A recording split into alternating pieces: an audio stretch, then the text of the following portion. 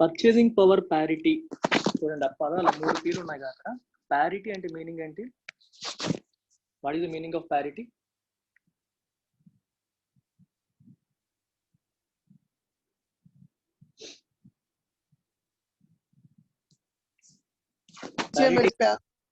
Parity అంటే equality, right? The state of being equal.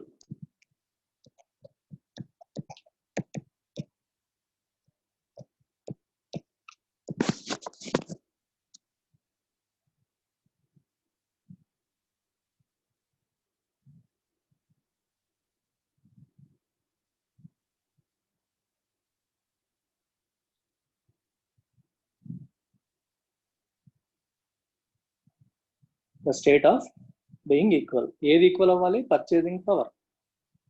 Purchasing power అనేది over a period of time equal అవుతుంది అనేది concept. So బేసికల్ గా మీకు ఇవన్నీ అవసరం లేదు. మీకు చిన్న ఎగ్జాంపుల్ చెప్తాను. మన స్టైల్ అంతా ఎగ్జాంపుల్ ద్వారా టీచ్ చేయడం కదా. ఎగ్జాంపుల్ ద్వారా మనం నేర్చుకున్నాం. Let's take United states here and India here.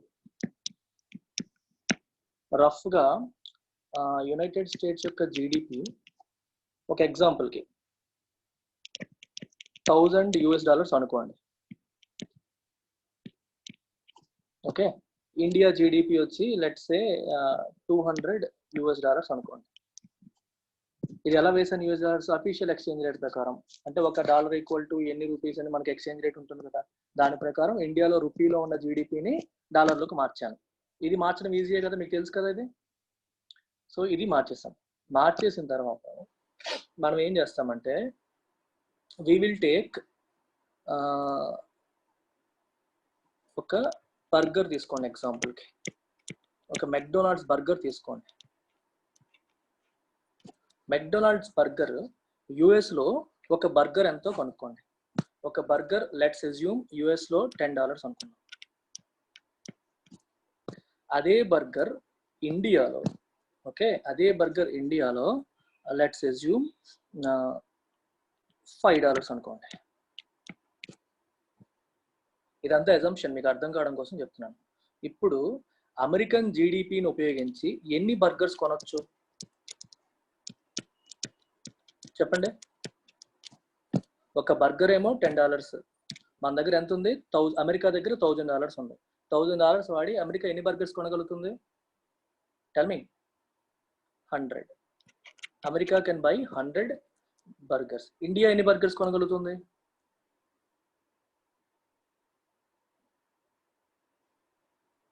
Indian GDP వాడి ఇండియా ఎన్ని బర్గర్స్ కొనగలుగుతుంది? 40. India can buy 40 burgers. ఇక్కడ వరకు క్లియర్. ఇప్పుడు let's calculate GDP using purchasing power parity. ఇప్పుడు ఏం చేస్తామంటే అమెరికా పర్చేసింగ్ పవర్ ప్యారిటీ యొక్క ఉద్దేశం ఏంటి? ప్రపంచంలో ఉన్న డిఫరెంట్ కంట్రీస్ యొక్క జీడిపిస్ కంపేర్ చేయడం. అందులో ఒకటి స్టాండర్డ్ జీడిపి ఉంటుంది మనకి. స్టాండర్డ్ అంటే మనం వరల్డ్ వైడ్ ఒక స్టాండర్డ్ ఎక్స్చేంజ్ రేట్ ఇది $.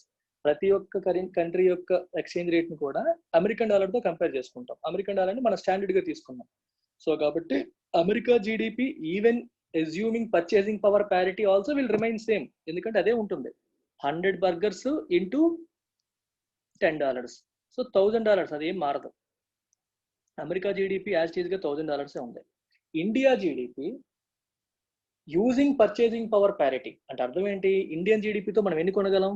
40 బర్గర్లు కొనగలం. ఆ 40 బర్గర్లకి అమెరికాలో రేట్తో మల్టిప్లై చేయాలి, ఇండియాలో రేట్తో కాదు.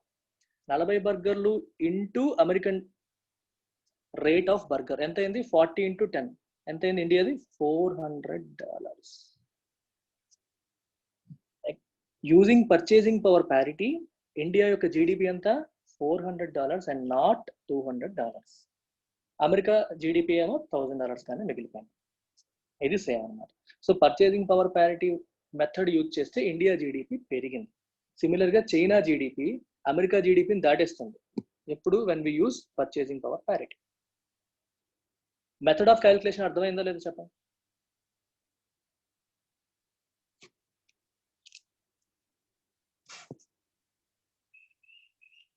డెఫినేషన్ రాయండి. డెఫినేషన్ రాసాక ఈ ఈ మెథడ్ ఆఫ్ క్యాలిక్యులేషన్ ని లింక్ చేయండి. ఇది ఇప్పుడు రాయొద్దు, ఫస్ట్ డెఫినేషన్ చెప్తాను, తర్వాత ఇది రాయండి.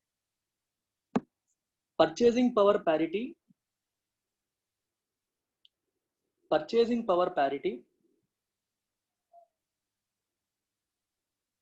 is an economic theory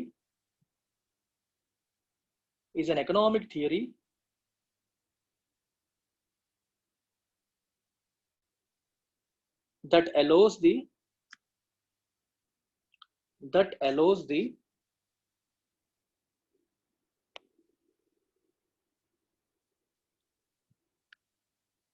comparison of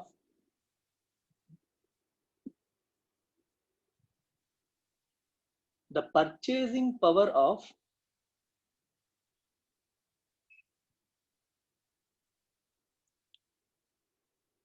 various world currencies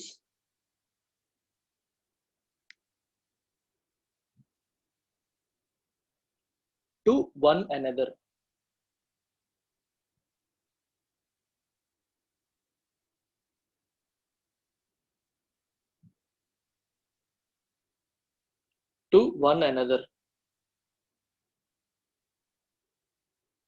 Purchasing power parity is an economic theory that allows the comparison of the purchasing power of various world currencies to one another.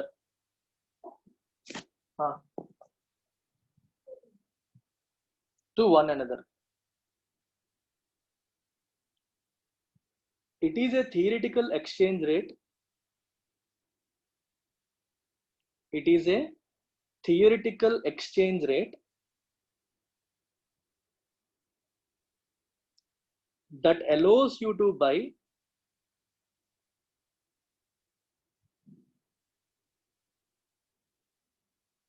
the same amount of goods and services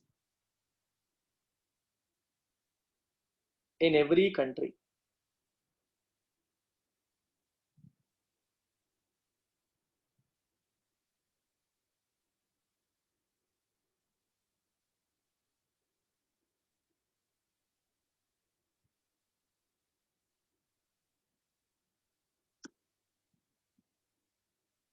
Next time. Government agencies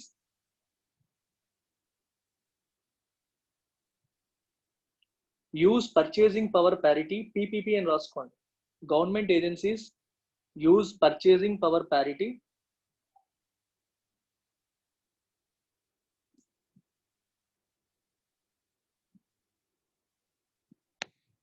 to compare the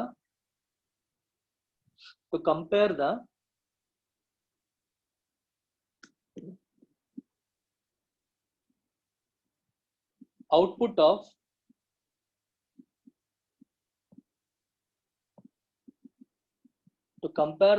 of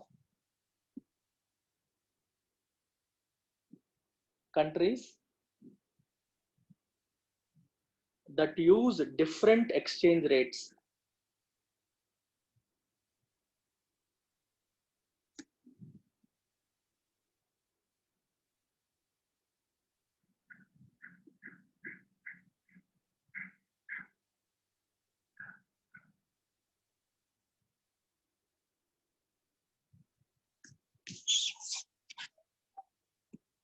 Next point. The purchasing power parity calculation. The purchasing power parity calculation tells you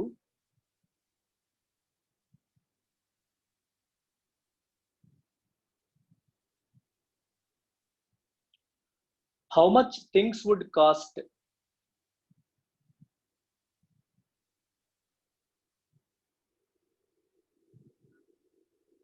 if all countries used the US dollar.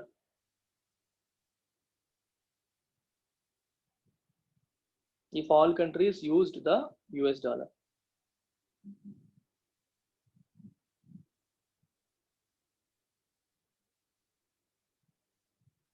In other words,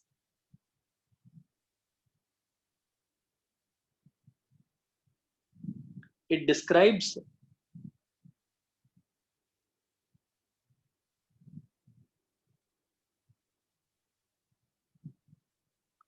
what anything bought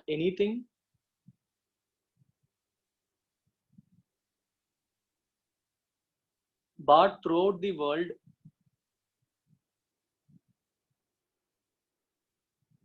would cost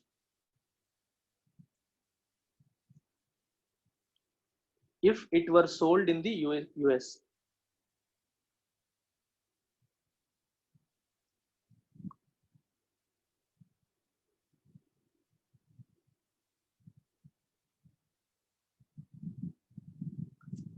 The total of all these, in other words,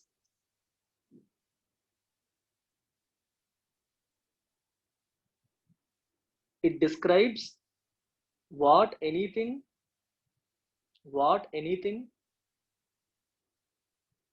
bought throughout the world would cost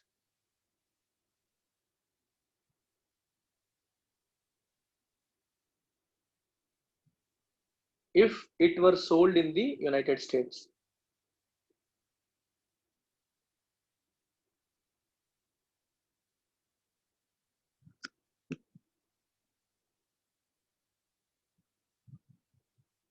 The total of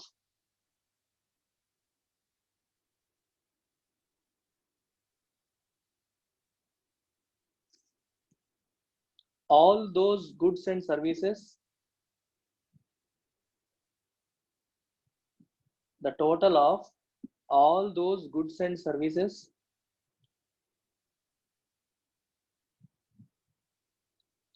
equals the country's economic output.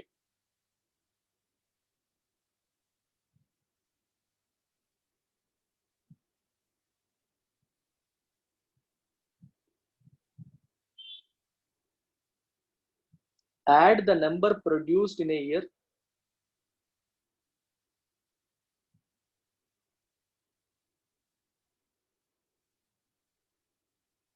and you get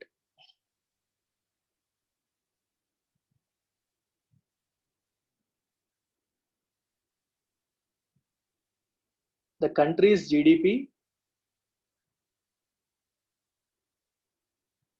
as measured by PPP.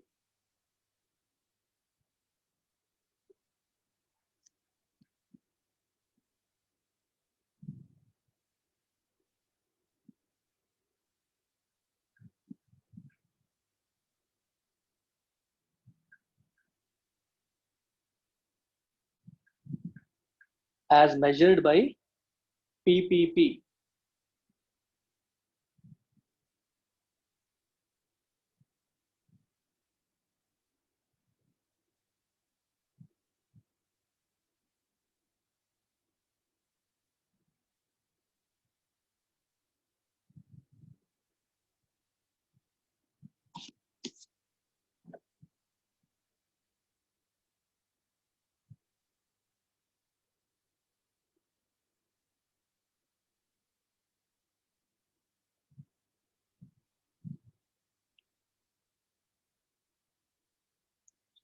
Okay, ఇప్పుడు ఏం చేస్తారంటే ఇక్కడ కనిపిస్తున్న బొమ్మ రాయండి. మీకు కొంచెం చిన్న చిన్న కన్ఫ్యూజన్ ఉన్నాయని నాకు తెలుసు. సెషన్ మొత్తం వినండి, మొత్తం అంతా క్లారిటీ వచ్చేస్తుంది. కొంచెం ఓపిక పట్టండి. Slightly confusing but extremely useful concept.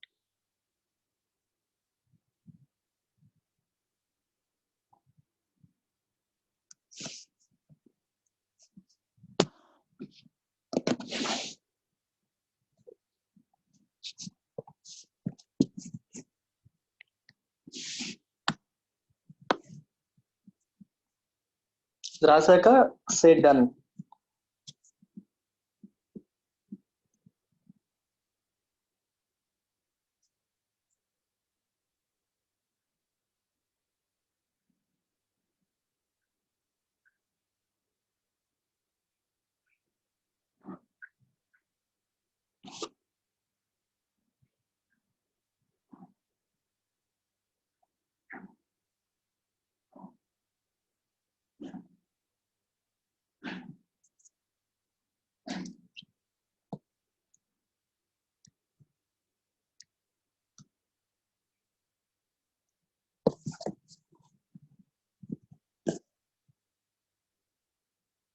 మీకు 2-3 ఎగ్జాంపుల్స్ ఇస్తాను, క్యాలిక్యులేషన్ చేసి చూపిస్తాను, మీకు పీపీపీని ఎలా వాడాలో అర్థమవుతుంది.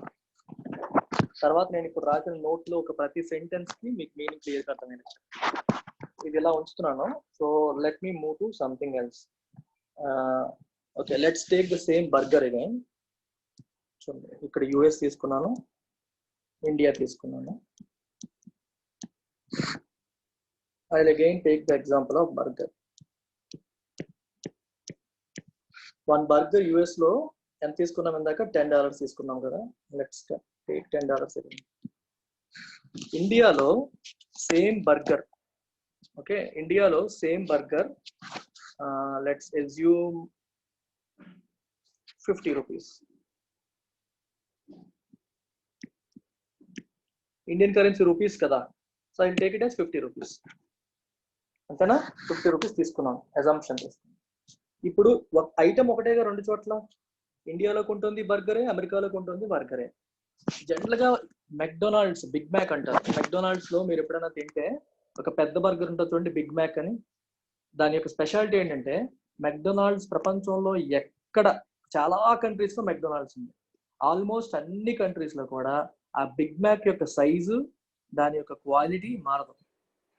ఇండియాలో ఏ సైజ్ అమ్ముతుందో అమెరికాలో అదే సైజ్ అమ్ముతుంది, పాకిస్తాన్లో అదే సైజ్ అమ్ముతుంది, చైనాలో అదే సైజ్ అమ్ముతుంది. ఎక్కడికి వెళ్ళినా టేస్ట్ కూడా మారదు.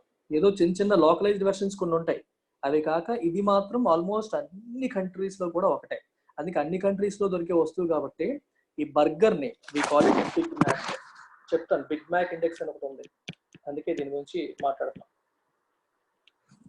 బర్గర్ ఎగ్జాంపుల్ గా తీసుకున్నాను. సో ఇదే బర్గర్ అమెరికాలో $10, ఇండియాలో 50 రూపీస్. ఇప్పుడు అంటే రెండు సేమ్ కదా, అర్థమవుతుందా? బికాజ్ మన ఇండియాలో కొనుక్కున్న బర్గర్ 50 రూపాయలు పెట్టి, అమెరికాలో $10 పెట్టి కొనే బర్గరు ఒకటే. బర్గర్లు సేమ్ అయినప్పుడు ఈ రెండు సేమ్ చేయాలి కదా. అలా చేసినప్పుడు $1 ఈక్వల్ ఏమొచ్చింది చెప్పండి? ఎంత వచ్చింది? 5 రూపీస్ వచ్చిందా లేదా? $1 ఈక్వల్ టు 5 రూపీస్ వచ్చింది. అండ్ దిస్ ఈస్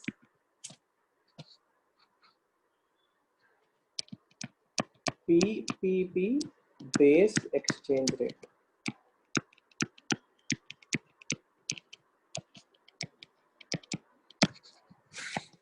అర్థమైందా? This is PPP based exchange rate. ఇది కూడా రాసుకోండి. అంటే ఇప్పుడు మనం అఫీషియల్ ఎక్స్చేంజ్ రేట్ మరి మర్చిపోండి, అఫీషియల్ గా ఉన్న ఎక్స్చేంజ్ రేట్ మర్చిపోండి. అంటే $1 ఈక్వల్ టు 70 రూపీస్, అది మనకు సంబంధం లేదు. ఇక్కడ మనం ఒక బాస్కెట్ ఆఫ్ గుడ్స్ తీసుకోవాలి. Instead of taking basket of goods I have taken one burger for explanation sake. మీకు ఎగ్జాంపుల్ కోసం బర్గర్ తీసుకున్నాను. ఆ బర్గర్ అమెరికాలో కొంటే $10 అవుతుంది, ఇండియాలో కొంటే 50 రూపాయలు అవుతుంది. సో దాన్ని బట్టి మనకు ఒక ఎక్స్చేంజ్ రేట్ వచ్చింది. ఏంటది? $1 ఈక్వల్ టు 5 రూపీస్ అని. ఇప్పుడు ఇండియా జీడిపి రూపీస్ లో కదా మనం క్యాలిక్యులేట్ చేస్తాం. ఇండియా జీడిపి రూపీస్ లో క్యాలిక్యులేట్ చేస్తాం. ఆ రూపీస్ బదులు ప్రతి 5 రూపాయలకి $1 అయ్యండి. అప్పుడు మీకు Indian GDP in terms of dollars వస్తుంది. అమెరికాది ఎలాగూ డాలరే కాబట్టి డాలర్లో ఉంచేస్తాం. ఇలా వచ్చే డాలర్ బేస్డ్ జీడిపియే డాలర్ ఒక GDP based on purchasing power parity. Is it clear now? ఇది కూడా రాయండి. మళ్ళీ ఇంకొక ఎగ్జాంపుల్ చెప్తాను, మొత్తం క్లియర్ అయిపోతుంది. రూపీస్ లో చెప్తాను, 100% క్లారిటీ వచ్చేస్తుంది. ఇది రాశాక సే డన్.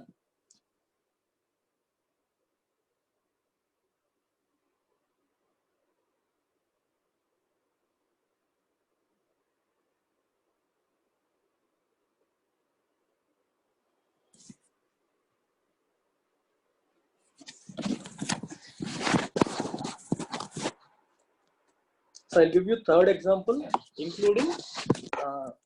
ఇప్పుడు చూడండి, ఇప్పుడు ఫుల్ క్లారిటీ వచ్చేస్తుంది. అంటే క్యాలిక్యులేషన్ అలాగనే. మళ్ళీ యుఎస్,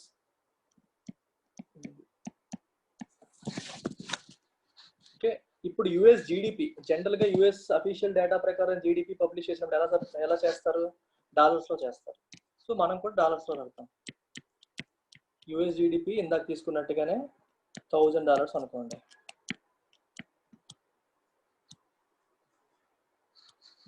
ఇప్పుడు ఇండియా జీడిపి వచ్చి 1000 రూపీస్ అనుకోండి. ఇండియా రూపీస్ లో ఇస్తుంది కదా, ఇండియా రూపీస్ లో ఇస్తుంది కాబట్టి 1000 రూపీస్ అనుకోండి.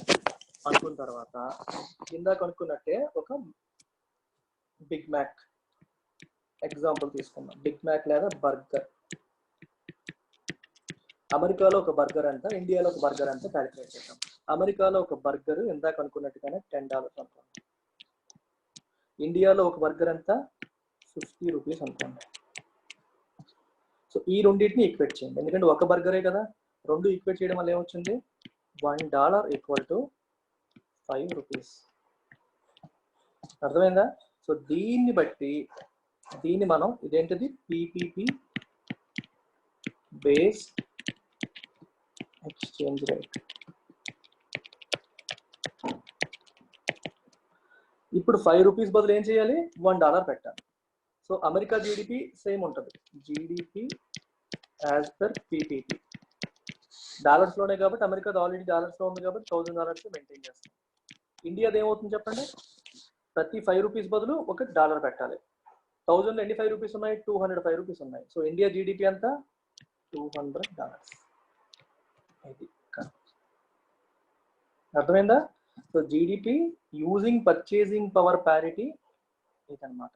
అలా కాకుండా మన బయట మార్కెట్లో $1 = ₹50 ఉందనుకోండి, ఇది మార్కెట్ ఎక్స్చేంజ్ రేట్.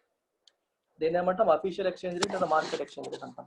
దీని ప్రకారం వేస్తే ₹1000 ఎంత అవుతుంది, $20 అవుతుంది. అంటే అఫీషియల్ ఎక్స్చేంజ్ రేట్ ద్వారా ఇండియా జీడిపి $20 అయితే, పర్చేసింగ్ పవర్ ప్యారిటీ ద్వారా క్యాలిక్యులేట్ చేస్తే ఇండియా జీడిపి ఎంత అయింది, $200 అయింది. Is it clear or not?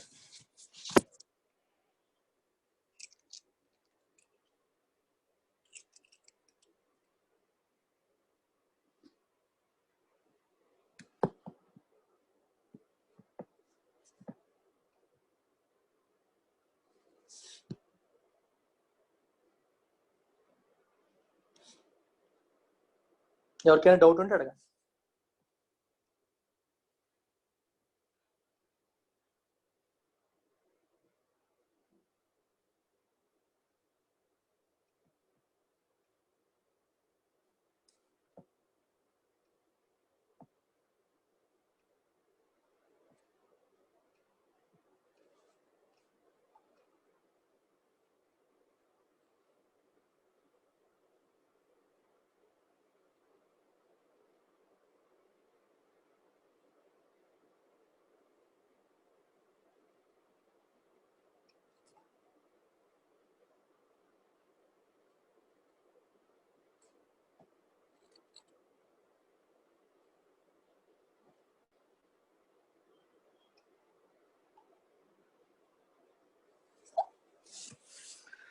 Is it clear? Say yes or no.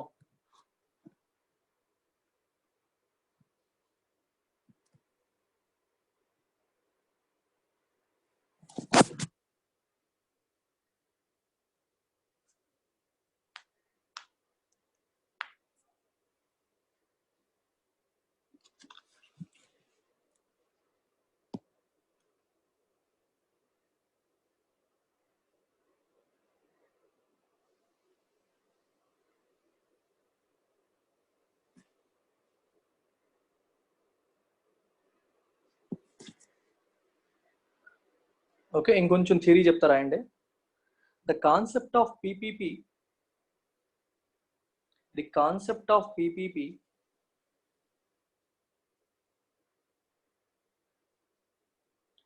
was developed by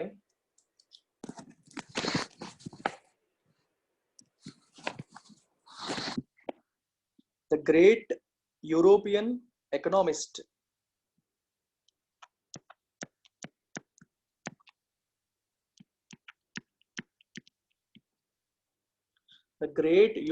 economist పేరు రాసా చూడండి, Gustav Cassel from Sweden.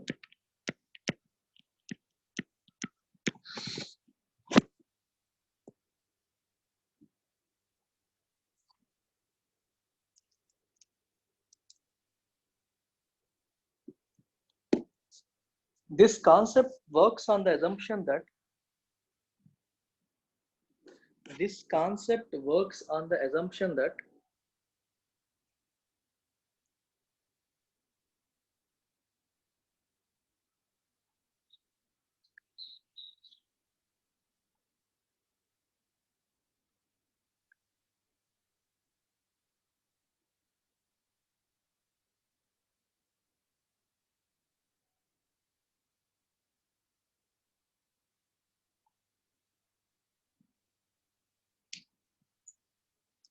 This concept works on the assumption that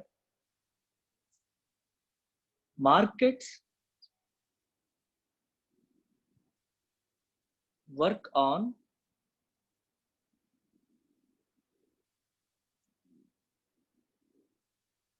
the law of one price. The law of one price.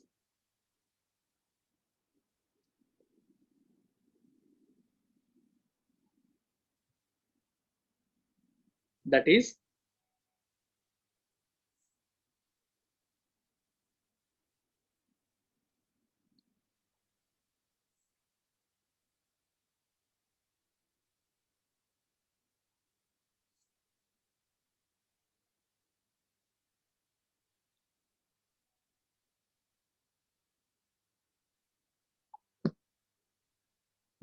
identical goods and services. Identical goods and services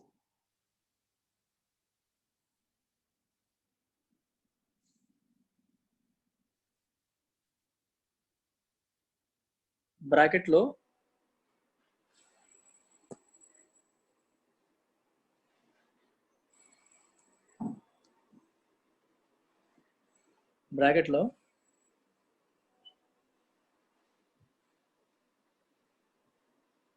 in quantity as well as quality. In quantity as well as quality.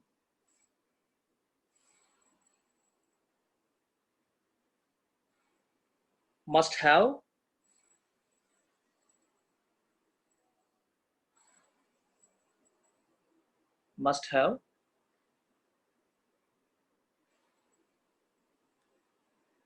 the same price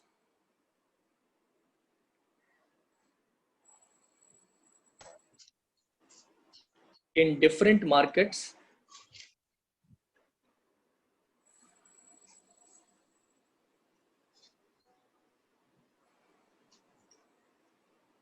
when measured in a common currency. When measured in a common currency.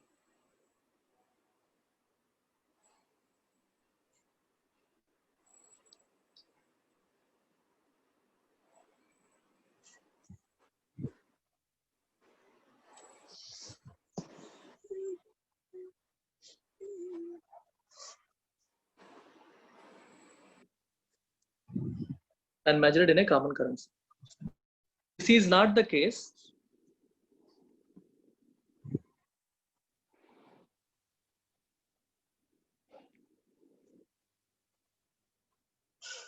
It means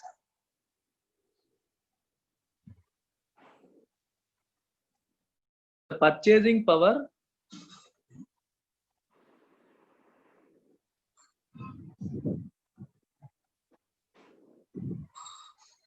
of the two currencies is different.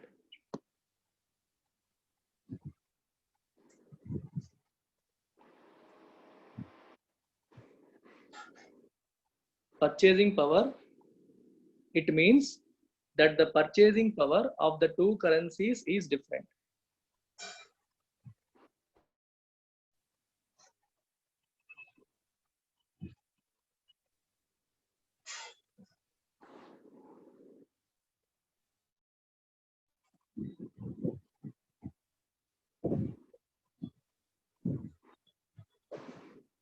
అర్థమైంది sentence.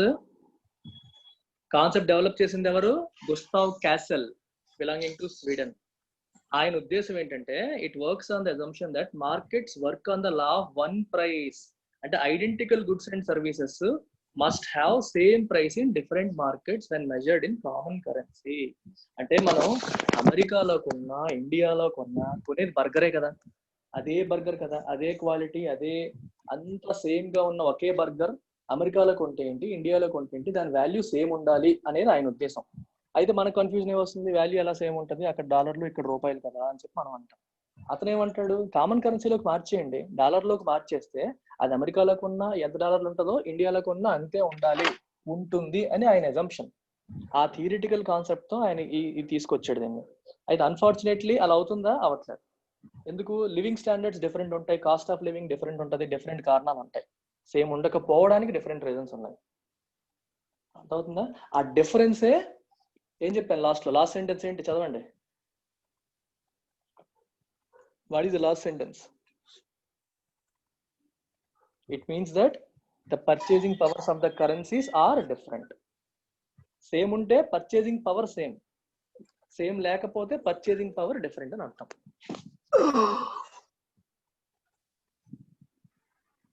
This is the story of purchasing power parity. ఇంకా అవ్వలేదు, నేను చాలా ఎక్కువ చెప్తాను మీకు. Notes neat గా రాసుకోండి. ఏ క్వశ్చన్ అడిగినా దీని మీద మీరు చెప్పగలిగేలా ఉండాలి.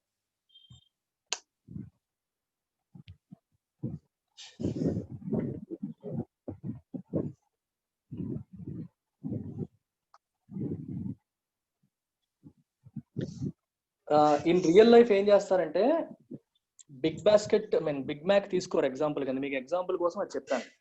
కానీ ఇన్ రియల్ లైఫ్ ఏం చేస్తారు, they take a basket of goods.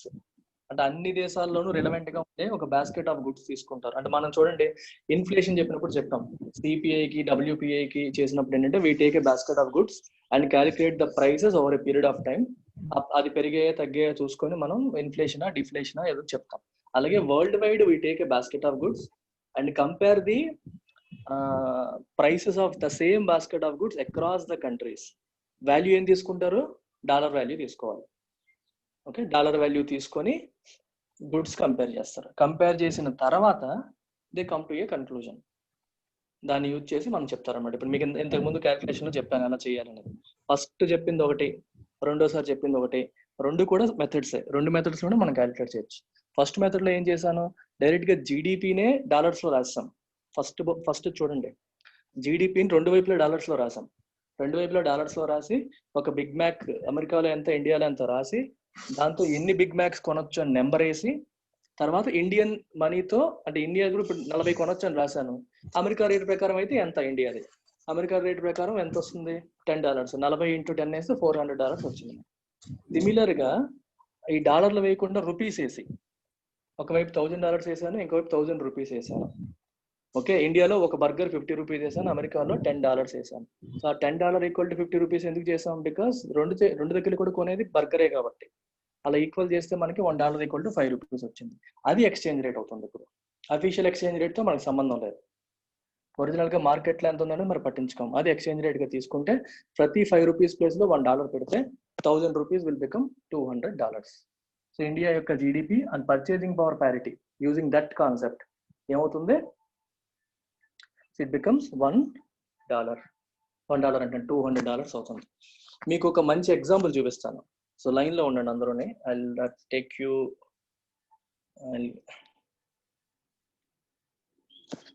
I'll show you something interesting.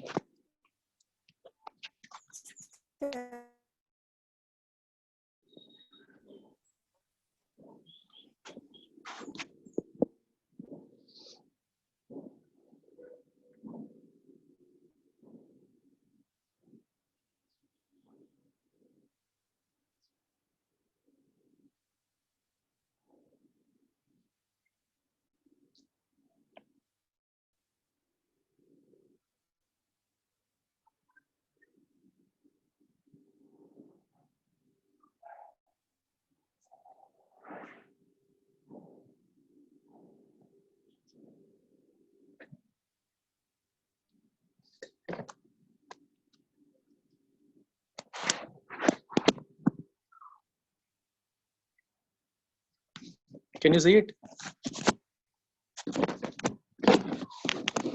GDP calculation ఇది. అమెరికాది చైనాది ఒకసారి అబ్జర్వ్ చేయండి, will get that idea. So nominal GDP అనేది నార్మల్ జీడిపి, మనం రెగ్యులర్ గా చేసుకునే జీడిపి. ఇది రెగ్యులర్ క్యాలిక్యులేషన్ లో వచ్చిన జీడిపి. అఫీషియల్ ఎక్స్చేంజ్ రేట్ ప్రకారం వేసుకుంటే యుఎస్ జీడిపి $20.5 ట్రిలియన్ ఉంటే చైనా జీడిపి ఎంత ఉంది, $13.4 ట్రిలియన్ ఉంది. అదే మీరు పర్చేసింగ్ పవర్ ప్యారిటీని ఉపయోగిస్తే చైనా అమెరికాని దాటేసింది. యుఎస్ది సేమ్ ఉంటుంది, ఎందుకంటే యుఎస్ ని మనం ఎగ్జాంపుల్ గా తీసుకుంటాం కాబట్టి మిగిలినవన్నీ మారిపోతూ ఉంటాయి. సో చైనాది ఎక్కడ ఉంది, $25.3 ట్రిలియన్ ఉంది. ఇండియా చూడండి, నామినల్ జీడిపి ప్రకారం ఓన్లీ $2.73. కానీ when you use purchasing power parity method, India GDP కూడా పెరిగింది and India has become third largest economy using purchasing power parity. Even today 2017 data తీసుకున్నా సరే India is third largest economy when the GDP is measured using purchasing power parity, ahead of Japan and Germany. China number 1, followed by US, తర్వాత India. Using nominal GDP ప్రకారం India ఎక్కడ ఉంది? ఇంకెక్కడో ఉంది. ఇది పాత figures. ఇప్పుడు నామినల్ జీడిపి ప్రకారం కూడా ఇండియా ముందుకు వచ్చింది. Did you get the understanding? అర్థమైందా? యా. ఒక డౌట్ సార్, అది మనకి $5 trillion ఎకానమీ అని చెప్పారు కదా సార్, అంటే అది జీడిపి బై పీపీపీ అని చెప్పొచ్చా సార్ మనం? అది ఎవరు $5 trillion అని చెప్పారు? అంటే 2025 కల్లా మన అదే జీడిపి గ్రోత్ అనేది 5 ట్రిలియన్. జీడిపి బై పీపీపీ కాదు. పీపీపీ అయితే ఆల్రెడీ 10.5 లో ఉన్నప్పుడు 5 అంటారండి మళ్ళీ. పీపీపీ ప్రకారం India is already $10.5 trillion economy. Modi గారు చెప్తున్న $5 trillion ఎకానమీ అనేది మామూలుది, regular GDP, nominal GDP. Yeah, nominal GDP, not based on PPP method. Okay sir.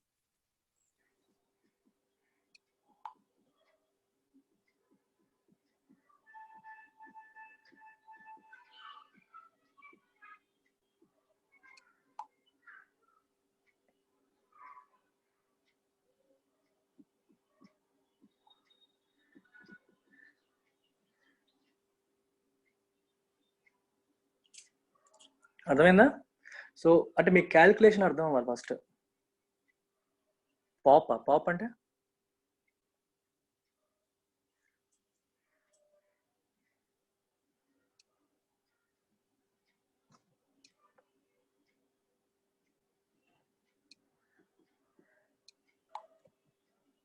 దేని రిఫరెన్స్ గా తీసుకోవాలి? రిఫరెన్స్ గా తీసుకోవాలంటే అర్థం ఏంటి?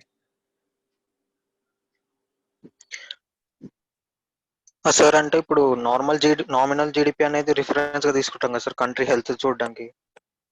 అన్ని డిఫరెంట్ మెథడ్స్ ఉంటాయి అబ్బా, ఒకటే అని ఉండదు. ఒకటే ఉంటే మళ్ళీ ఎన్ని చెప్తారు? అందుకే మీకు చెప్తాను, measurement of GDP or comparison of GDP using 3 methods అని చెప్తాను. దీని తర్వాత చెప్పబోతున్నాను. అందులో మీరు 3 రాస్తారు. ఓకే, నువ్వు చెప్పినట్టు నామినల్ జీడిపి కంపేర్ చేసి ఒక మెథడ్, పీపీపీని కంపేర్ చేస్తూ ఇంకొక మెథడ్, అలాగే జీడిపి పెర్ క్యాపిటాని కంపేర్ చేస్తూ ఇంకో మెథడ్. 3 మెథడ్స్ లో వరల్డ్ జీడిపిస్ మనం కంపేర్ చేయొచ్చు. అర్థమైందా? సో అది చెప్తాను, నోట్స్ చెప్తాను. ప్రస్తుతానికి అనేది ఈ పీపీపీని ఇంకా డీటెయిల్ గా అర్థం చేసుకోండి. ఇప్పుడు ఎక్కడైనా మీకు డౌట్ ఉందా ఇందులో? టేక్ సమ్ టైం, తొందర ఏం లేదు. చదవండి ఒకసారి, ప్రతి సెంటెన్స్ చదవండి.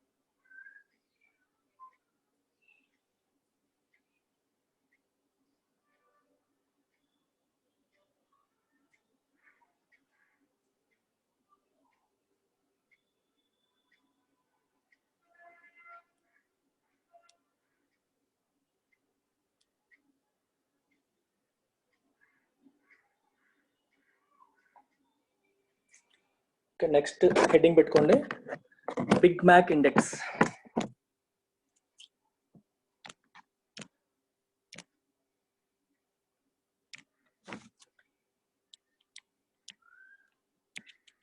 Big Mac index. What is Big Mac index? వినడానికి కామెడీగా ఉంటుంది కానీ తప్పదా?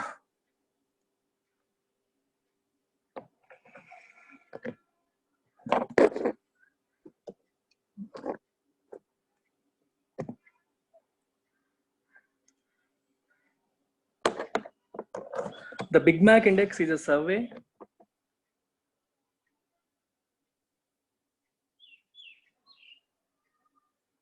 created by The Economist magazine. Clear గా రాసుకోండి, ఇది క్రియేట్ చేసింది ఎవరు? The Economist magazine. ఇది ఇంటర్నేషనల్లీ వెల్ నోన్ మ్యాగజైన్ అన్నమాట ఎకనామిక్స్ లో. Magazine in 1986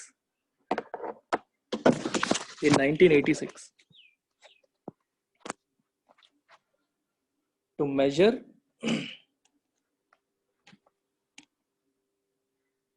purchasing power parity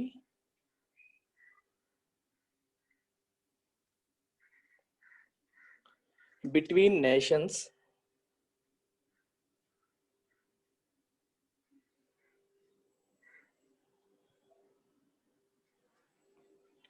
using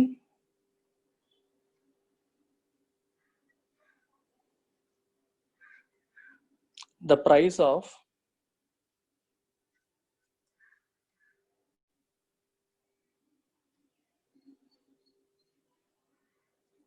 a McDonald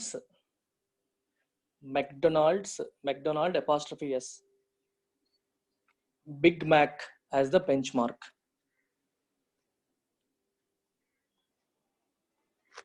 Big Mac as the benchmark.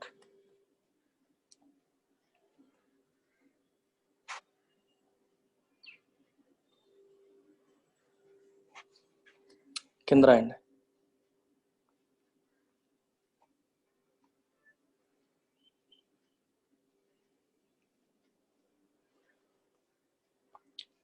In this index,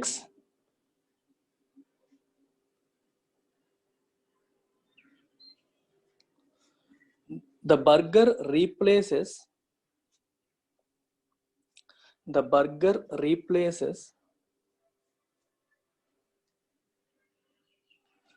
basket of goods.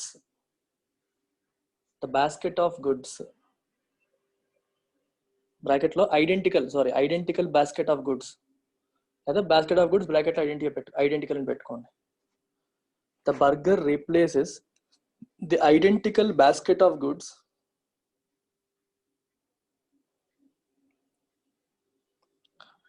traditionally used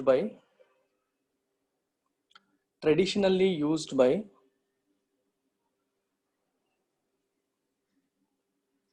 economists to measure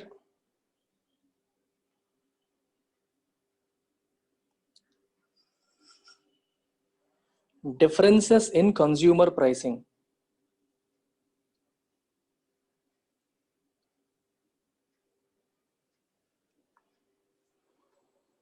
Differences in consumer pricing.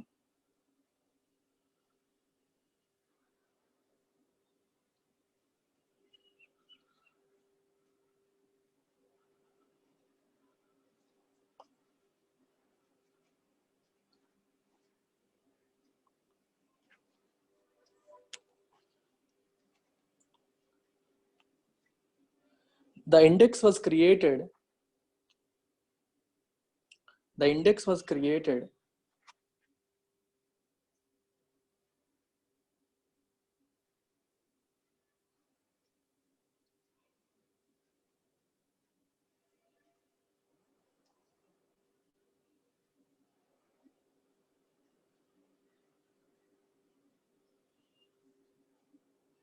with tongue in cheek.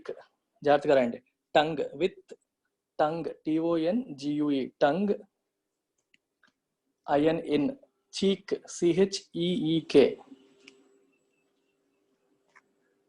ఒకసారి మీ 4 బయటికి తీసుకొచ్చి మీ బొగ్గను touch చేయండి.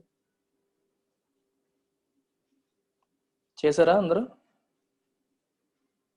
4 బయటికి తీసుకొచ్చి బొగ్గను ఎప్పుడు touch చేస్తాం మనం?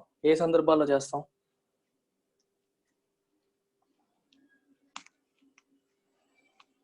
చెప్పండి. అలా ఎప్పుడు చేస్తాం? ఏ సిచ్యువేషన్ లో చేస్తాం? తినేటప్పుడు ఏమైనా వండుకున్నప్పుడు. ఇంకా అది తెలుసుకోకుండా, అది అనుకోకుండా జరిగేది. కావాలని చేసేది ఎప్పుడు?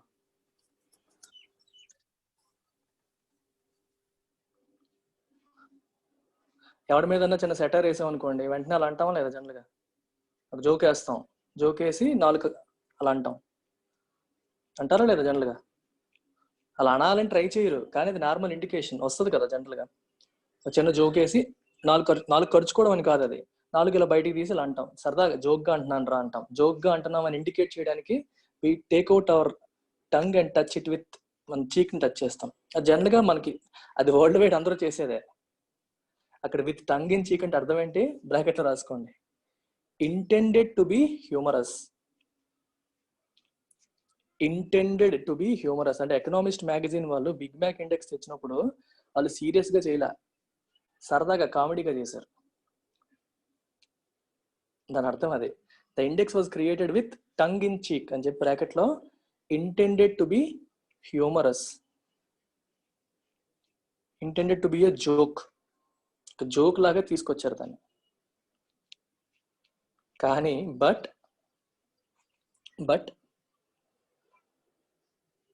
many economists say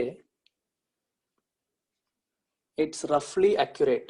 వాళ్ళు సరదాగా తీసుకొచ్చినప్పటికీ చాలా వరకు accurate.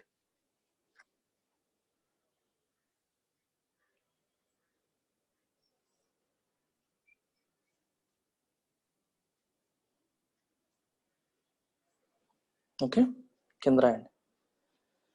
The Big Mac Index is also known as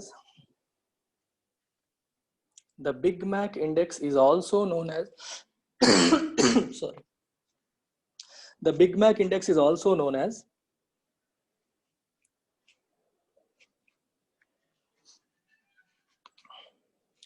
the Big Mac PPP, the Big Mac PPP or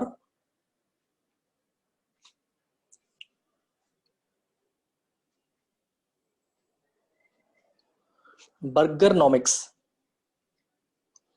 Burgernomics, economics లో ఎక్కువ తీసేసి బర్గర్ పెట్టండి. BURGER నామిక్స్, Burgernomics.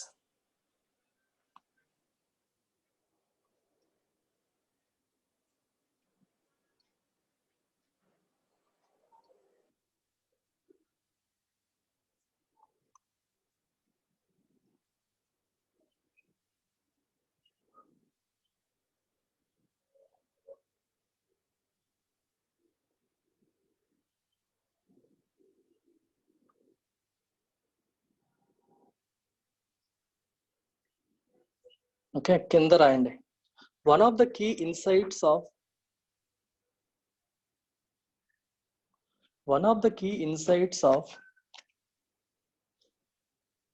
the Big Mac Index is that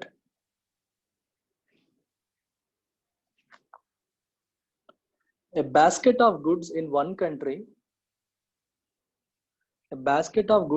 country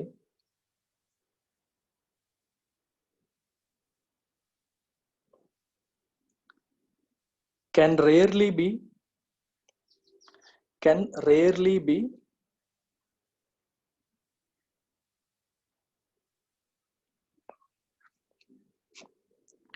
precisely replicated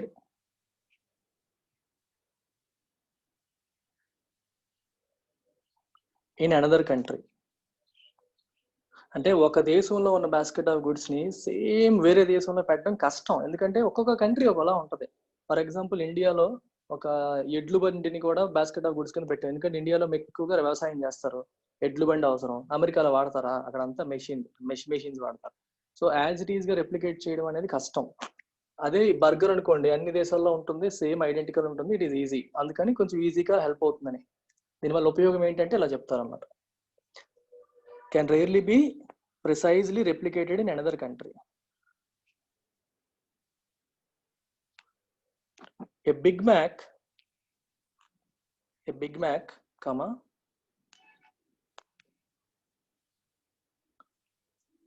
on the other hand, malli comma, a Big Mac, on the other hand, malli comma, is always a Big Mac. Adi maradu. Is always a Big Mac, allowing for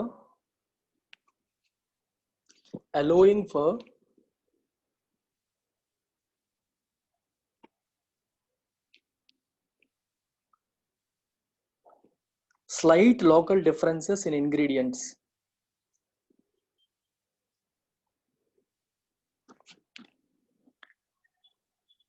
Slight local difference in ingredients.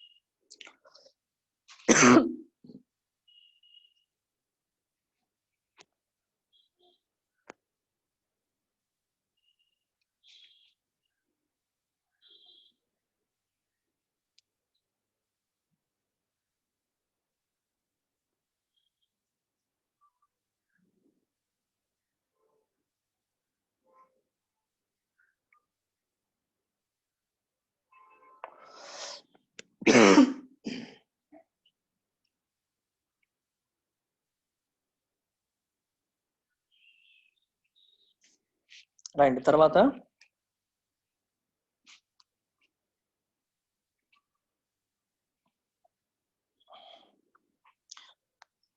three ways of comparing world GDPs. 3 ways of comparing world GDPs.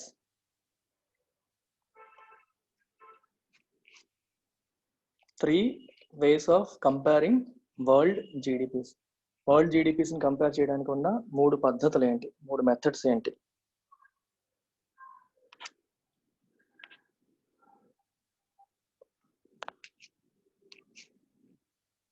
కింద రాయండి. There are 3 ways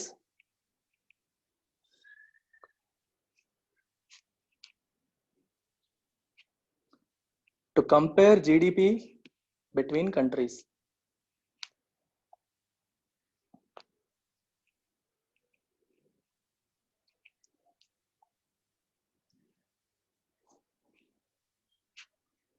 First one,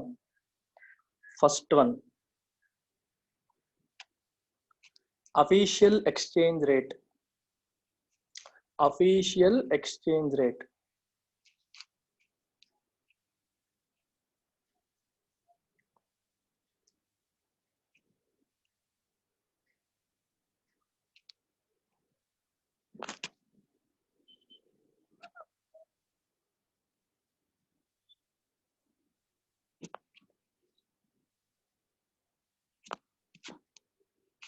okay, official exchange rate ద్వారా ఎలా measure చేస్తాం మీకు తెలుసు కదా, ఇది పెద్ద కష్టమే కాదు, మనం ఫస్ట్ చేసేదే.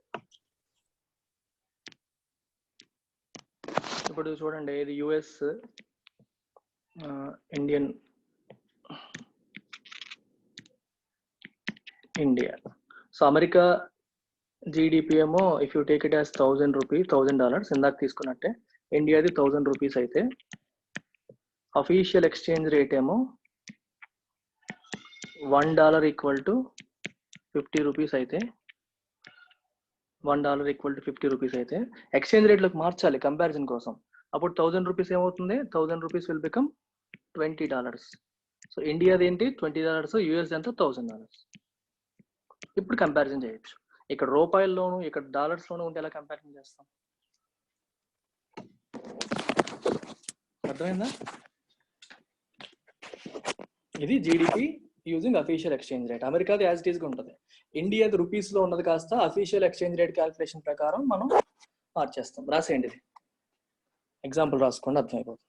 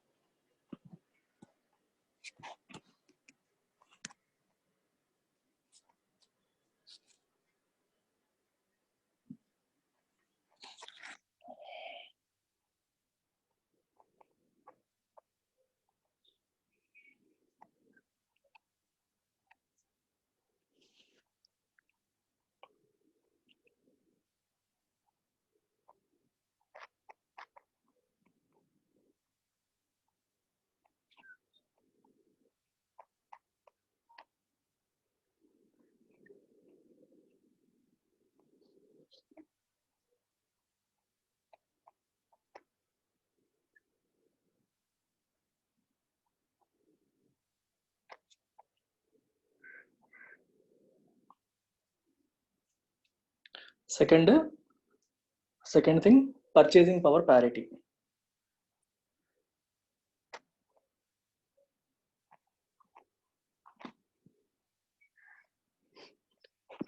పర్చేసింగ్ పవర్ ప్యారిటీ ప్రకారం ఎలా క్యాలిక్యులేట్ చేయాలో మీకు తెలుసు. అయితే దీని ఇందాక అబ్బాయి అడిగాడు అరవింద్, దీని వల్ల ఉపయోగం ఏంటి సార్ అని. ఇప్పుడు అది వస్తుంది, రాయండి. పర్చేసింగ్ పవర్ ప్యారిటీ ద్వారా ఏంటి ఉపయోగం అని. ఇప్పుడు ఒకటి గుర్తుపెట్టుకోండి, జనరల్గా మనం సంపాదించే దేనికి?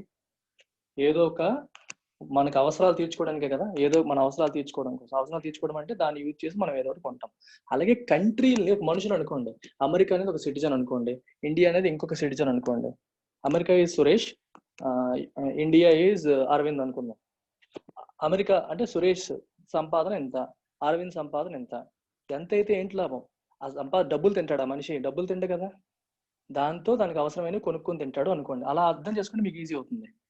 ఇంత డబ్బులు సంపాదించి ఏంటి ఉపయోగం? You will buy something. నీకు అవసరమైంది కొనుక్కోవడానికి ఇదంతా. కానీ అమెరికాలో అన్ని రేట్లు ఎక్కువ ఉన్నాయి, సో ఎక్కువ కొనుక్కోలేకపోతున్నారు. ఇండియాలో రేట్లు తక్కువ ఉన్నాయి, సో అరవింద్ ఎక్కువ కొనుక్కోగలుగుతున్నాడు. అందుకని ఈ ఫ్యాక్టర్ని కూడా కన్సిడర్ చేయాలి. అంటే బయటికి కనిపించే ఇన్కమ్ మాత్రమే కాదు, దాని పర్చేసింగ్ పవర్ని కూడా మనం ఇంక్లూడ్ చేసి చూడాలి. అర్థమవుతుందో లేదా? Are you getting this point? మైండ్లో ఆలోచించుకోండి ఒకసారి. మీకు బెటర్గా అర్థం కావాలంటే ఒక పని చేయండి, ఇలాగ అర్థమవుతుంది. అమెరికా జీడిపి $1000 అనుకుందాం, ఇండియా జీడిపి కూడా $1000 అనుకోండి. అంటే ఏం చేశాను నేను ఇప్పుడు? ఇన్కమ్ ఈక్వల్ చేస్తాను. అమెరికా జీడిపి 1000, ఇండియా జీడిపి 1000, ఇద్దరిది ఇన్కమ్ ఈక్వల్. అమెరికాలో ఒక బర్గర్ $10, ఇండియాలో సేమ్ బర్గర్ ఎంత? $2 అనుకోండి, ఓకే, లేదా $1 అనుకోండి, లేదా $5, వాట్ ఎవర్ ఇట్ ఈస్ తీసుకోండి. పోనీ $5 అనుకుందాం.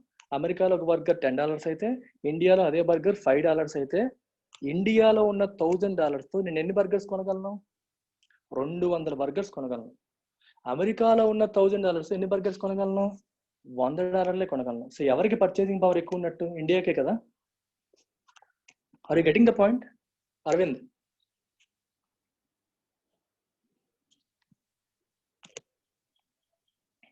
అడిగాడు, అరవింద్కి అర్థమైందా? అలా రాసుకోండి. లేకపోతే అంటే దాని ఎఫికసీ అర్థం చేసుకోవడం కోసం సపోజ్ అని చెప్పి ఒక ఎగ్జాంపుల్ తీసుకొని రాయండి. ఇప్పుడు నేను చెప్పింది రాసేయండి.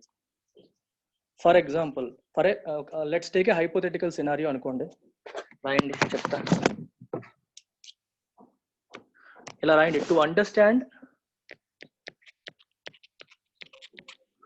Understand the efficacy EFSI CACY అంటే యూస్ఫుల్నెస్. To understand the efficacy of PPP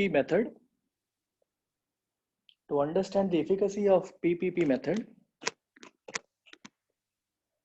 let's take a hypothetical scenario and రాయండి.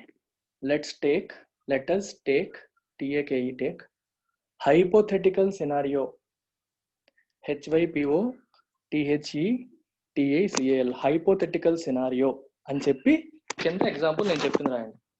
యుఎస్ ఇండియా, యుఎస్కి $1,000 జీడిపి, ఒక జీడిపి అని రాయండి.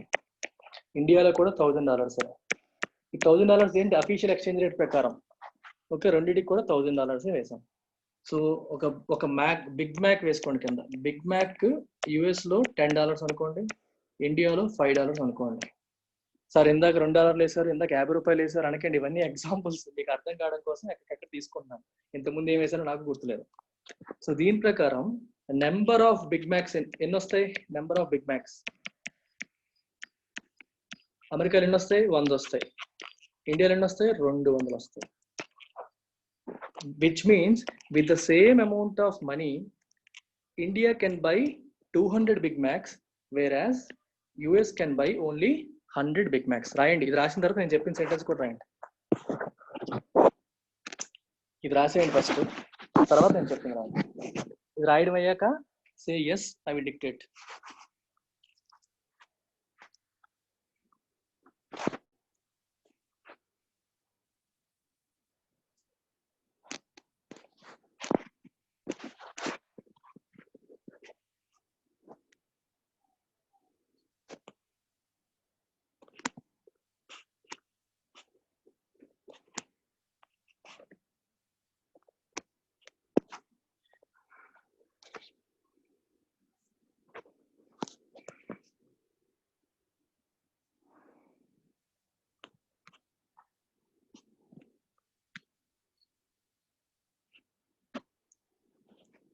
అందరూ అయిందా?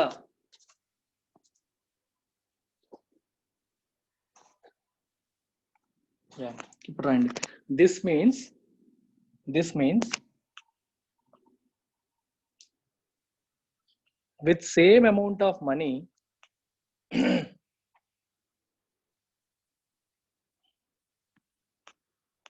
India can buy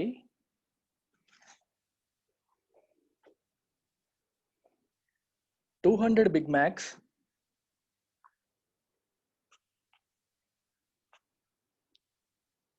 whereas the US can buy 100 Big Macs. 100 Big Macs, indicating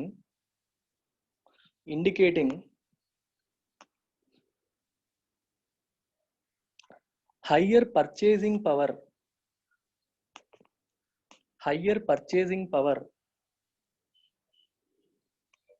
of India, indicating higher purchasing power of India. And full stop పెట్టండి.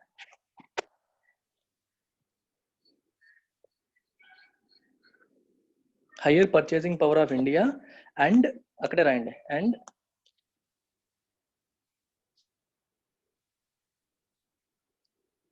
that's not getting reflected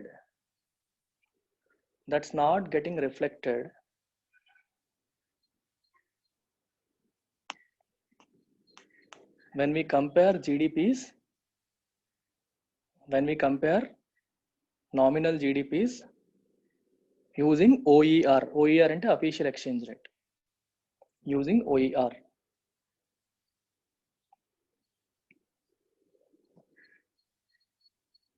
అర్థమైందా? మనం OER ప్రకారం రెండు ఈక్వల్ అనుకోండి, హైపోథెటికల్ ఎగ్జాంపుల్. కానీ మనం బర్గర్లు చూసినప్పుడు ఏమవుతుంది? అమెరికాలో తక్కువ వస్తున్నాయి, ఇండియాలో ఎక్కువ వస్తున్నాయి. అంటే ఇండియా పర్చేసింగ్ పవర్ ఎక్కువ. మరి ఇండియా పర్చేసింగ్ పవర్ ఎక్కువ ఉన్నప్పుడు మనకు జీడిపీలు చూసినా అలా అనిపించాలి కదా, జీడిపీలో అలా అనిపించట్లేదు. అందుకే అది రిఫ్లెక్షన్ రావట్లేదు. ఇప్పుడు రాయండి. If we change the జీడిపీస్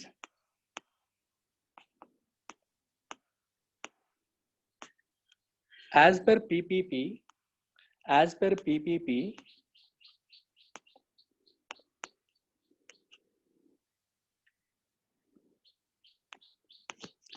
PPP, we have to multiply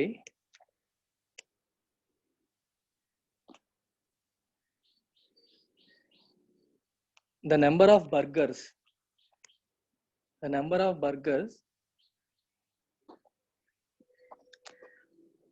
with its price in the US, with its price in the US. అంతే కదా, ప్యారిటీ రావాలంటే అమెరికా ప్రైస్తో కంపేర్ చేస్తే తెలుస్తుంది లెక్క ఏంటని.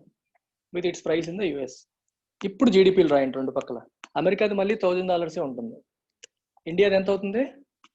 200 into 10, $2,000 అయిపోతుంది. ఇండియా జీడిపి ఎంత అయింది ఇప్పుడు? $2,000.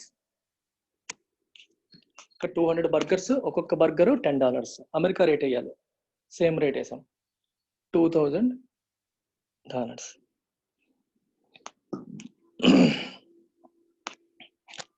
ఇప్పుడు అమెరికా జీడిపి మనకి ఎంత కనిపిస్తుంది? $1,000 కనిపిస్తుంది.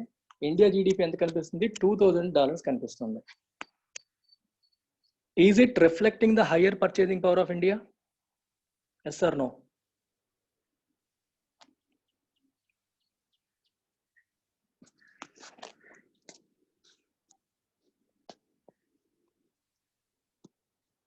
చెప్పండి.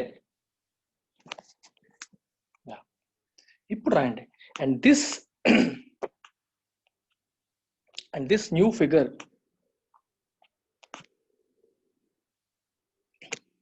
reflects higher purchasing power of India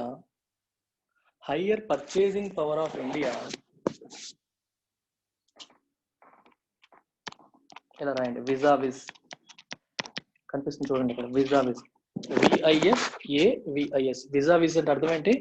in relation to, bracket లో ఇన్ రిలేషన్ టు.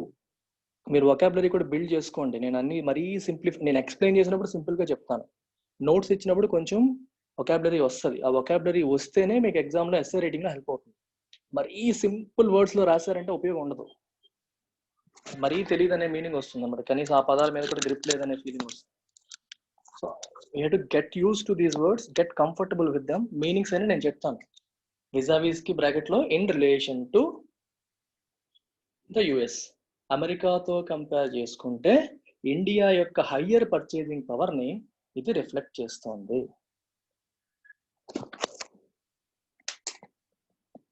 మీరు ఏం రాశారు? పర్చేసింగ్ పవర్ ప్యారిటీ పెట్టినప్పుడు ఏమైనా రాశారా? డైరెక్ట్ గా ఈ ఎగ్జాంపుల్ వేసారా?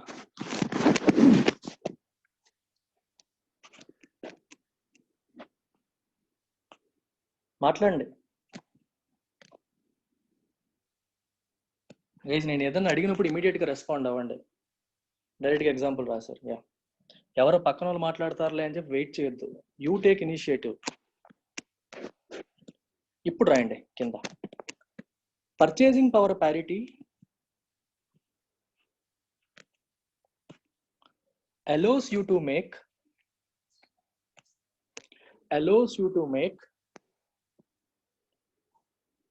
more accurate comparisons of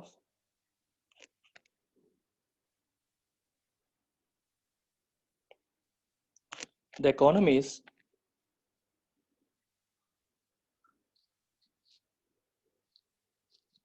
of two countries. More accurate comparisons of the economies of two countries.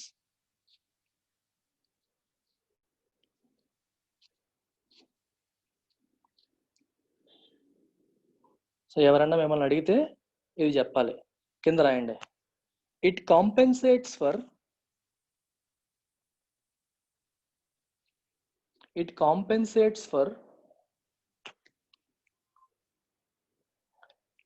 exchange rate changes over time.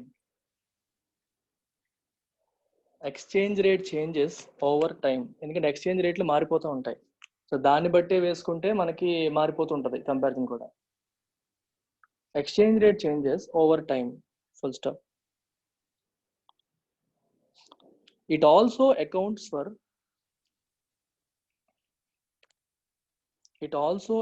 For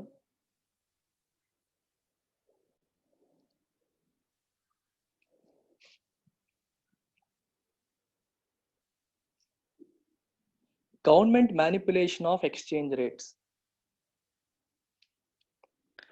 government manipulation of exchange rates accounts for అంటే అర్థం ఏంటి? Takes into consideration. తెలియకపోతే రాసుకోండి.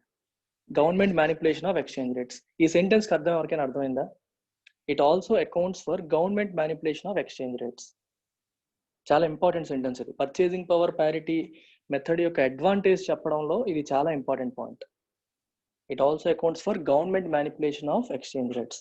ఎవరైనా చెప్పగలిగితే మీకు chocolate.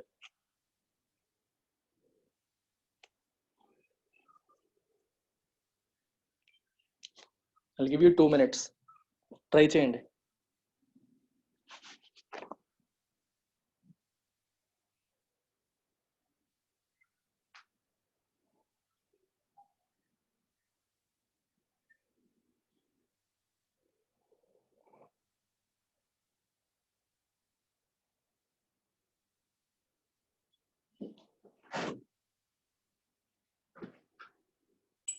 Sir government రేట్లు పెంచడం తగ్గించడం కూడా చేసేది కదా సార్. అవును. అలా కూడా కొన్నిసార్లు పెరగచ్చు, కొన్నిసార్లు తగ్గుతూ ఉంటుంది కదా సార్. అలా గవర్నమెంట్ మ్యానిపులేట్ చేస్తూ ఉండేది కదా సార్. పెరగడం తగ్గడం కూడా గవర్నమెంట్ చేతిలో ఉండేది. అవును. మీకు బెస్ట్ ఎగ్జాంపుల్ ఈ సెంటెన్స్ రాయడానికి కారణం చైనా. చైనా ఏం చేస్తుందంటే it artificially keeps it's exchange rate లో.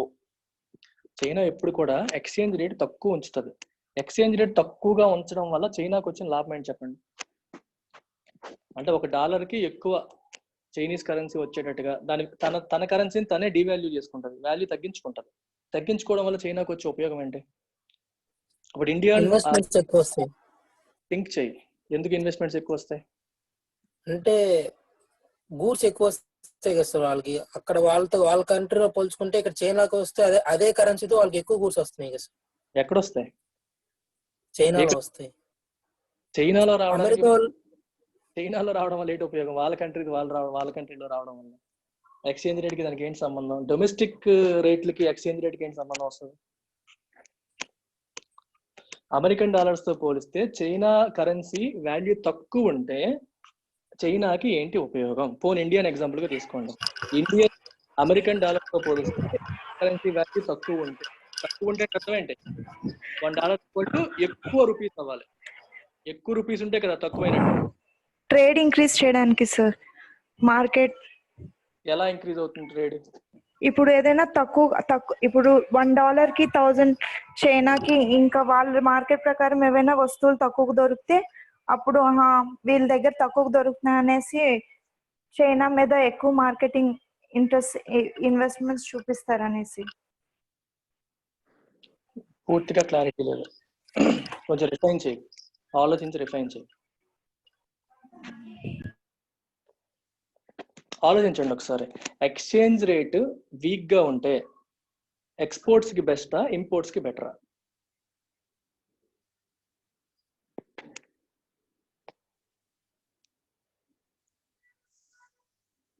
ఏంటమ్మా ఎంత ఆలోచించేస్తున్నారు?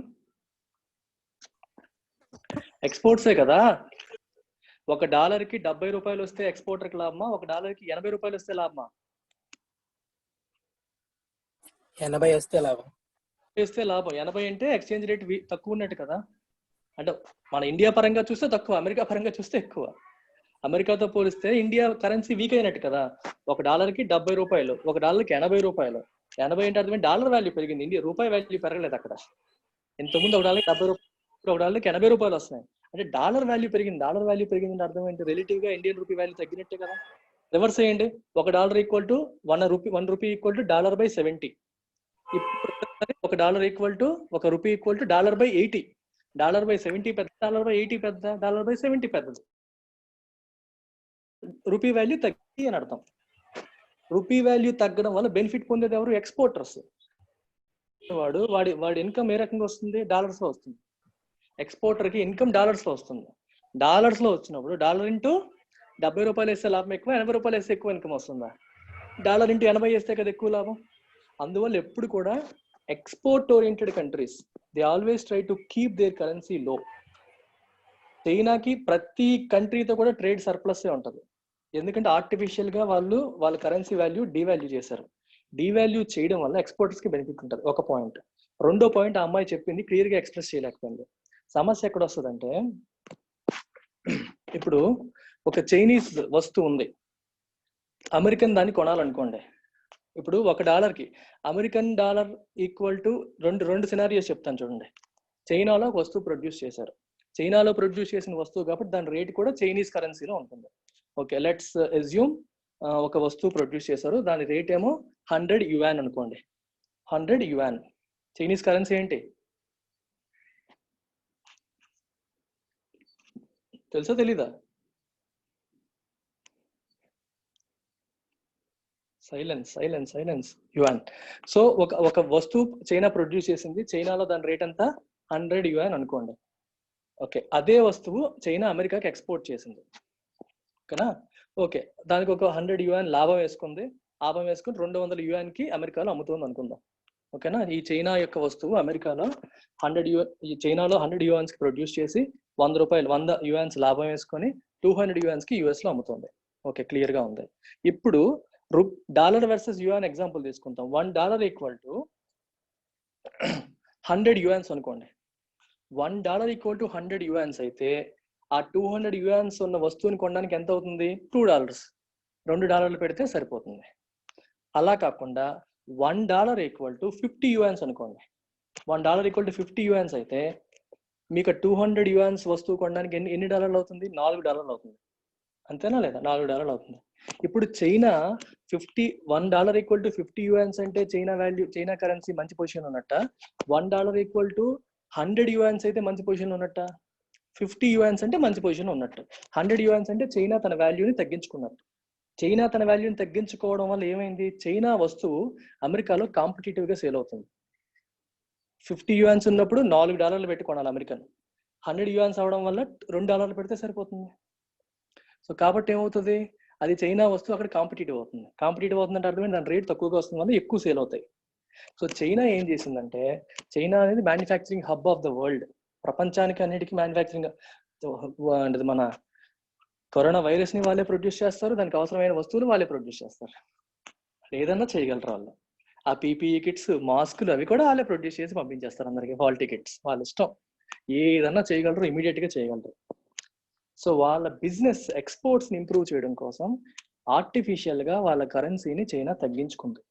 తగ్గించుకోవడం వల్ల చైనీస్ ప్రొడక్ట్స్ వరల్డ్ వైడ్ అన్ని చోట్ల కూడా తక్కువ రేటుకి లభించడం మొదలైపోయింది. అండ్ దట్ ఏంటి, విపరీతంగా సేల్ అవడం వల్ల అక్కడ మ్యాన్ పవర్ ఎక్కువ ఉంది, ప్రొడక్షన్ కెపాసిటీ ఎక్కువ ఉంది, వర్కర్స్ కి స్కిల్ ఎక్కువ ఉంది. గవర్నమెంట్ చాలా ఎక్కువ ఇన్వెస్ట్ చేసింది ఎడ్యుకేషన్ మీద, స్కిల్ మీద. ఇవాళ మార్నింగ్ ఎడిటోరియల్ కూడా దీని గురించి మాట్లాడాను. సో చాలా ఎక్కువ ఇన్వెస్ట్ చేసింది, అందువల్ల చైనాకి అడ్వాంటేజ్ వస్తుంది. సో ఈ ఆర్టిఫిషియల్ మ్యానిపులేషన్ ఆఫ్ కరెన్సీ వల్ల చైనా యొక్క జీడిపి కూడా యాక్చువల్ గా ఉండాల్సిన దానికంటే తక్కువలా కనిపిస్తుంది. జీడిపి యువాన్స్ లో వస్తుంది, వచ్చిన తర్వాత ఏం చేస్తారు, దాన్ని డాలర్స్ లోకి మార్చినప్పుడు కరెన్సీ వాల్యుయేషన్ తక్కువ ఉంది కదా, సో కాబట్టి తక్కువ డాలర్లు కనిపిస్తుంది. ఇలాంటి ప్రాబ్లమ్స్ ఎప్పుడు వస్తాయి? నామినల్ జీడిపిలు అఫీషియల్ ఎక్స్చేంజ్ రేట్ ప్రకారం క్యాలిక్యులేట్ చేసేస్తే ఇలాంటి సమస్యలు వస్తాయి. అదే నువ్వు పర్చేసింగ్ పవర్ ప్యారిటీ వాడావు అనుకో, అప్పుడు ఏం చేస్తాం, ఒక పర్టికులర్ సెట్ ఆఫ్ గుడ్స్ కొనడానికి చైనాలో ఎంత ఖర్చు అవుతుంది, అమెరికాలో ఎంత ఖర్చు అవుతుంది, ఇలాంటి క్యాలిక్యులేషన్లు అన్ని చేసి కడతాం. అప్పుడు చైనా పర్చేసింగ్ పవర్ అనేది అమెరికా కంటే ఎక్కువ అనే విషయం బయటపడి చైనా యొక్క జీడిపి యాక్చువల్ రిఫ్లెక్షన్ వస్తుంది. అది ఎక్కడ జరుగుతుంది? Purchasing power parity method. ఇందాక మీకు ఎగ్జాంపుల్ కూడా మీకు ఫోటో చూపించాను, ఫోటో మీకు పెడతానండి వాట్సాప్ గ్రూప్ లో. ఫోటో చూపించాను, ఫోటోలో ఏం తెలుస్తుంది క్లియర్ గా? పర్చేసింగ్ పవర్ ప్యారిటీ మెథడ్ ప్రకారం China is ahead of US. అదే నార్మల్ మెథడ్ లో అమెరికా కంటే వెనకాల ఉంది. అలాగే ఇండియా కూడా థర్డ్ పొజిషన్కి వచ్చింది పర్చేసింగ్ పవర్ ప్యారిటీ. అంటే ప్రతి మెథడ్ కి ప్లస్లు ఉంటాయి, మైనస్లు ఉంటాయి. ఇవి ప్లస్లు అనమాట. It also accounts for government manipulation of exchange rates అని చెప్పి కింద ఎగ్జాంపుల్ చైనా అని చెప్పి రాసుకోండి. నేను చెప్పింది మీరు మీ పదాలలో కొంచెం స్పేస్ ఇచ్చి రాసుకోండి, తెలుగులోనో ఇంగ్లీష్లోనో ఎలాగోలా రాయండి.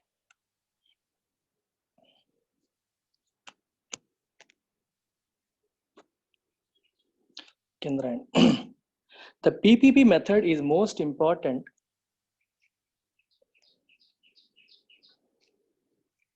when comparing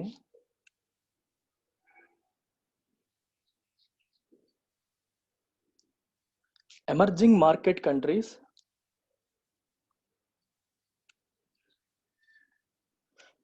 developed market countries.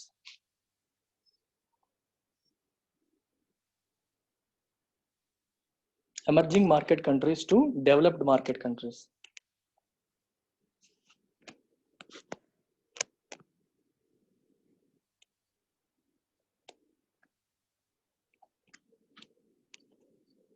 The PPP method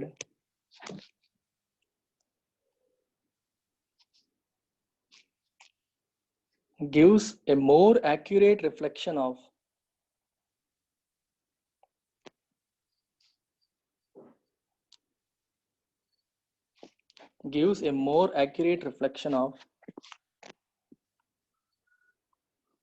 the power of China's economy.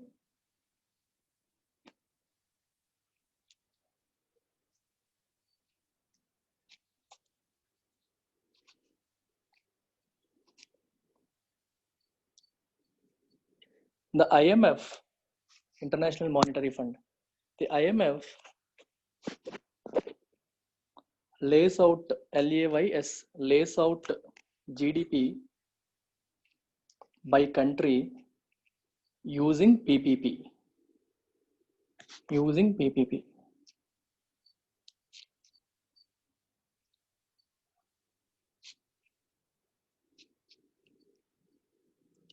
Kendra, if the PPP method is used,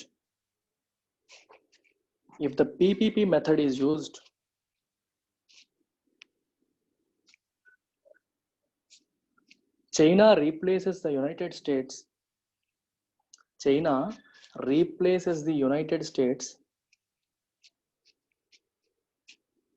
as the world's largest economy.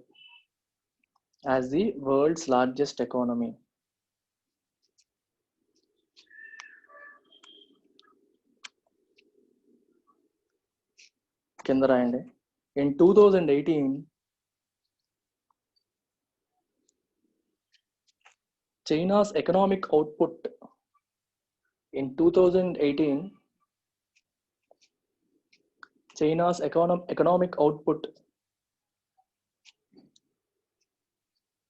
using the PPP method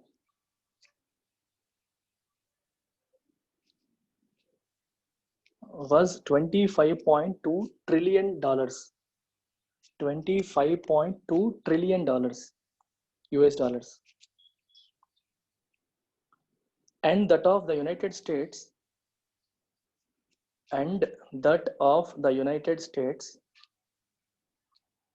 was $20.4 trillion US dollars.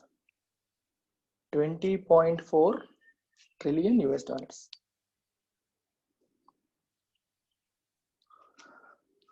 Okay, ఇంకా మీకు GDP per capita ఉండిపోయింది, అది next క్లాస్లో చెప్తాను. GDP per capita ఇంకా మిగిలిపోయిన చిన్న చిన్న విషయాలన్నీ కూడా సాటర్డే క్లాస్లో కవర్ చేస్తాను. Will start with a new chapter on Monday. ఓకేనా? Is it clear? Go through the notes once again, go through the examples. మీరు థియరీ చూసి పిచ్చెక్కిపోవద్దు. నేను అందుకే చాలా ఎగ్జాంపుల్స్ ఇస్తాను మీకు, క్యాల్కులేషన్లో ఎగ్జాంపుల్స్ ఇస్తున్నాను, వాటిని చూసి అర్థం చేసుకోండి. See understanding the concept is important. PPP based rating ఇవ్వవు, అఫీషియల్ ఎక్స్చేంజ్ రేటే ఫాలో అవుతాయి. జీడిపి చూసి రేటింగ్స్ ఎవరు వాళ్ళు, they look at other things. GDP ఎక్కువైతే మంచి రేటింగ్, జీడిపి తక్కువైతే చెడ్డ రేటింగ్ కాదు. ఫిస్కల్ డెఫిసిట్, చాలా పారామీటర్స్ చూస్తారు. They look at many parameters, not just GDP. GDP indicates income అంతే. ఇన్కమ్ ఎక్కువ ఉంటే బాగున్నట్టు కాదు, ఇన్కమ్ ఎక్కువ ఉంటే కూడా అప్పులు ఎక్కువ ఉంటే ఉపయోగం ఏంటి?